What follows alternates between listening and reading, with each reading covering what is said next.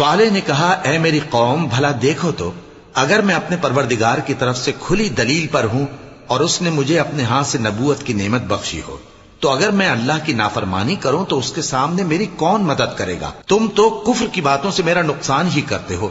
اور یہ بھی کہا کہ اے قوم یہ اللہ کی اونٹنی تمہارے لیے ایک نشانی یعنی معجزہ ہے تو اس کو چھوڑ دو کہ اللہ کی زمین میں جہاں چاہے چرتی پھرے اور اس کو کسی طرح کی تکلیف نہ دینا ورنہ تمہیں جلد عذاب آ پکڑے گا۔ مگر انہوں نے اس کو کاٹ ڈالا تو صالح نے کہا کہ اپنے گھروں میں 3 دن اور فائدے اٹھا لو، یہ وعدہ ہے کہ جھوٹا نہ ہوگا۔ پس جب ہمارا حکم آ گیا تو ہم نے صالح کو اور جو لوگ ان کے ساتھ ایمان لائے تھے ان کو اپنی مہربانی سے بچا لیا اور اس دن کی رسوائی سے محفوظ رکھا۔